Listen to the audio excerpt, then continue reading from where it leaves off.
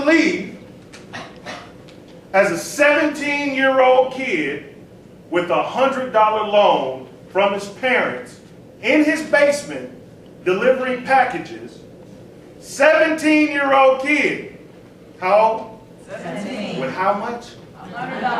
$100. Call that a hundun in the hood, but $100 in his parents' basement, started a delivery company, and what can Brown do for you? Thank you. UPS. Anybody ever heard of it? If your kid was 17 and he came to you and said, Mommy, can I borrow 100? I want to make this into, I don't know, $700 billion in the next 60 years. You laugh at the kid, you might beat the kid. Because you're crazy. It ain't never going to happen. 17, $100, it's a true story. Look it up. United Parcel Service. Wow. So if we're talking about the power of an idea, you got to think. You name a company, Walmart, McDonald's, whoever built this library. Every big business was once a small business. Before it was a small business, it was an idea. And you know, there may even be somebody out there right now who thinks their cornbread tastes better than, is the closest thing to heaven. And at some point, that cornbread will be eaten in cafeterias, restaurants, homes, all over the world.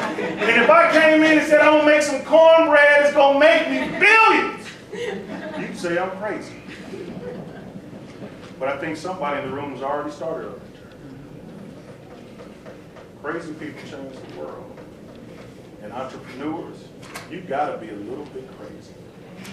You got to be a little bit crazy to think that you can take nothing and turn it into something.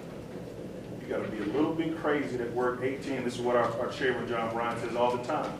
You got to be a little bit crazy to work 18 hours a day to prevent yourself from getting a job, an entrepreneur. You got to be really crazy to drive by and see a broke down gas station and see a coffee shop. A little bit crazy. So, I want to urge you guys to dream big and make amazing mistakes. I'm talking about big mistakes.